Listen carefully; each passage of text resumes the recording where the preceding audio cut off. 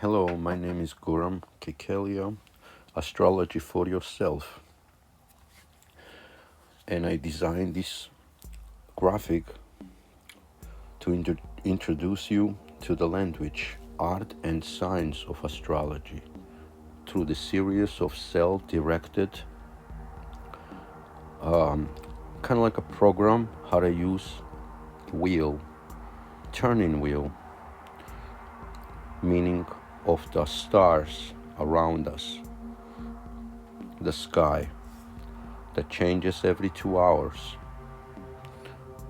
and exercises that will literally able you to write your own chart, understanding of your chart, and unlock the wisdom of your stars. So we're gonna start with the basic elements of astrology here, like a signs. For example, today I'm gonna use Gemini Ascendant, so it'll be about Gemini, the secrets about Gemini Ascendant, and even Gemini Sun and Gemini Moon. So let's start with the basic element here, which is the structure of your chart. So this is a blank chart, but we're gonna exercise on a blank chart, which is the best way, in my opinion, to learn astrology and to learn even modalities and houses, however, with a deeper approach. Okay, so what does that mean? I will show you here some examples. So I'm gonna start a little bit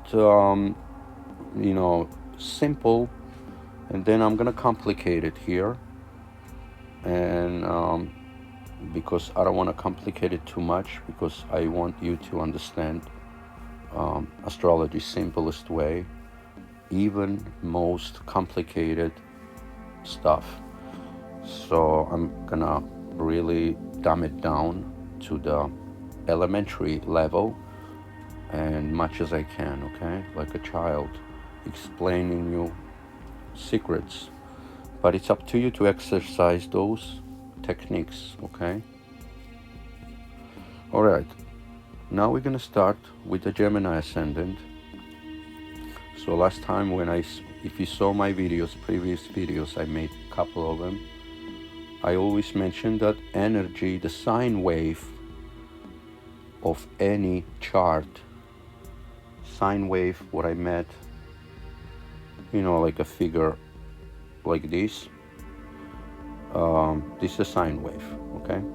So it always starts from Aries, and then we have Cancer on a solstice, then Capricorn on the bottom here, okay, and ends with the Pisces always, okay, and in the middle we have Libra right here. So this is the main technique that we're gonna use, that always Santo teaches in his lectures. But now we're gonna learn how to use this properly, okay, in your chart, in any ascendant. So now in this chart we see it's a Gemini Ascendant, which is about communication. Gemini is a sign of communication, mind, okay, even siblings. So you have that's a mutable sign, it always changes, okay? So now we see the energy of this Gemini Ascendant always starting with Aries here. Why? Because Aries shows where this ascendant will be active at the first place. So what is about? So it's about this here. So it's about 11th house. It's about reaching a big dreams, reaching a status. Why I said status of finance especially, or status of talents, or whatever he owns in the second house here. Because second house is your status of your assets, whatever you collect in your life. It's because it's your genetics. You store food in there. You eat with the second house because it represents your mouth. So from second house, 11th house becomes the status because it's a 10th aspect. So when we see that with the Aries sitting there, that means we'll be most active there. Because if you count from the second house, from here to here, and you go like, this is the first, becomes the first, second, third, fourth, fifth, sixth, seventh, eighth, ninth, and 10th. So status of your whatever you collect in your life, which is the second house, is in 11th house, okay? So that's why everybody's dreaming in nowadays to have lots of money. And when they dream, it's 11th house, because 11th house naturally represents things that you want to break free from. Even financial freedom is in 11th house, okay? So you have for example, if you have a Jupiter in a 11th house, that means you expecting lots of wisdom how to manifest all these desires and even dreams or goals that you want to reach, which is 11th house, which is represents by Aquarius, sign Aquarius, okay? So now that we know that status of this second house, even second house represents his talents even, because first house is you, second house is what you own, what you have, what kind of family you have even. That's second house, okay? So status of that house becomes 11, which starts with Aries sign right here. And it goes like this around, and it ends in Pisces, the sine wave of it. So sine wave, inner weather, which is the springtime, Aries, starts in 11th house here. Okay? So that means these, without even planets, you can tell that the person who's gonna born under the Gemini Ascendant, they always have lots of social groups. They always gonna attend that, no matter what, even it's negative, because Aries sits on 11th house, okay? And second thing is gonna do, the Taurus is in a 12th house. That means whatever he's gonna gain from that social groups, 11th house stuff, is gonna be in a 12th house in a Taurus, which is the basically original sign of the second house, which is Taurus. So now you can see that, like, where I'm going with this, that wisdom is that secret that every ascendant has Aries somewhere, okay? So in this case we have in the 11th house, okay? So now the next thing that we can check, basically, where he harvests everything.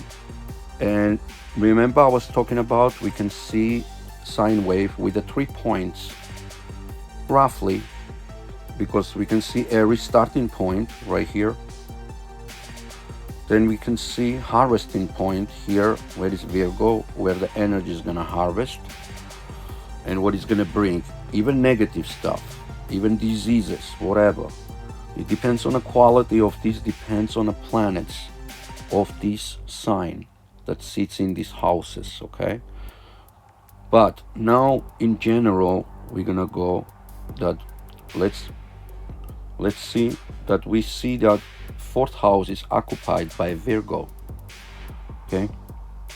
So what that means, that this person always, even a pending karma, which means that he has to unlock to gain all those gains that he wishes, comes through the 4th house, which is 6th from the 11. So what I meant by from here to here is the sixth sign. So that means that's the where it's gonna be most routinely this person's gonna spend their energy to harvest. And guess what? In this case, we see in a fourth house, which is his mother or his family, his motherland, his private life. Even he doesn't have mother, that indicates he loves to be in private life. Okay, that's where even he starts with 11th house. He's very social, okay, very advanced. He wants to know everybody. He wants to be a legend. He wants to be legacy, because Gemini is very social sign, okay? Even then that he has Aries in 11, harvesting point, analytical point of his chart shows in fourth house, which is his mother, private life, okay? So, and now that we see the ending point from here, which continues, it ends, sine wave ends in a 10th house. So what does that mean?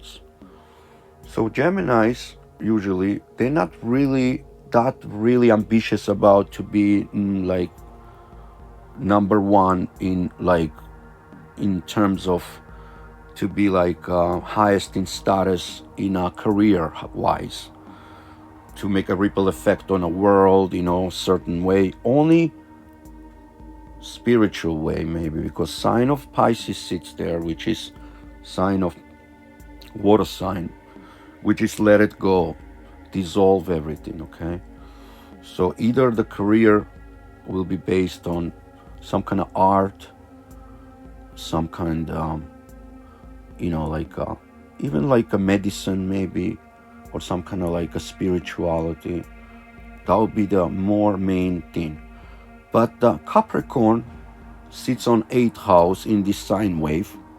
It shows his career, because Capricorn naturally is the 10th sign, which is the sign of building things. So that means his efforts to build things in terms of career will be 8th house, which is about transformation, about inheritance, maybe building some kind of charity, things, because Capricorn is about serving. It's about service. So see, like 10th sign sitting in 8th house, that means his career will be under always unexpected changes as well. So that's why indicates that Pisces 10th house is the same thing, because see, like 10th house occupied by Pisces, it's not as really ambitious, so he doesn't care too much about it, if he's gonna lose this, or he only cares about helping to people to transform. So this is the positive side of Gemini Ascendant people, helping people build things even in emergency situations, okay? And of course we can see Scorpio sits in a 6th house, and Scorpio is about transformation, okay?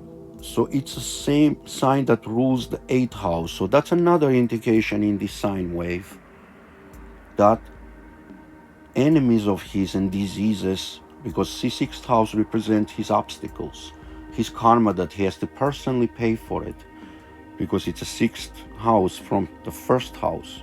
So that means personal karmas will be involved with this, okay?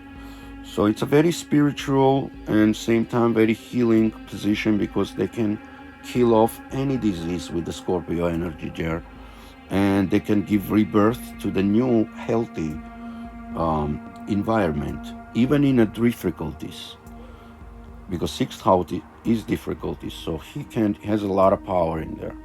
So that's why Gemini people, they're very very intelligent, okay? And I'm gonna stop here. I don't want to make it too long. And I'm gonna go next one. I'm gonna explain about Cancer Ascendant with the same method, okay? So if you need personal consultation, just message me personally, okay? Thank you so much. Bye for now.